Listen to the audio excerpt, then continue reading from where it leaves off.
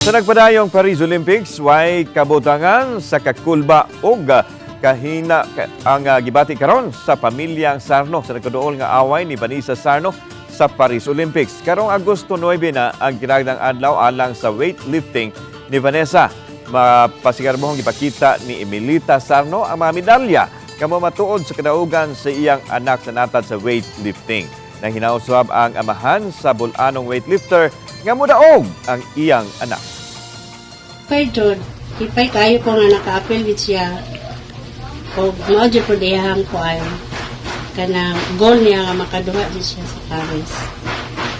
Nagpasalamat siya po ko ko. Gipati, kakulba, excited po kasi kaluyan ko sa kuha na yung gold ka. Si Vanessa, ang ikatulo sa 5 ka mga anak sa magtiayong Sarno, nagsugod sa iyang hilig sa weightlifting sa edad nga 9 anyos. Midaog og gold medal si Vanessa sa 2020 Asian weightlifting sa Uzbekistan ug 31st ug 32nd Southeast Asian Games. Sa nagpadayon si Vanessa nga maoy mihatod kaniya sa 2024 Paris Olympics.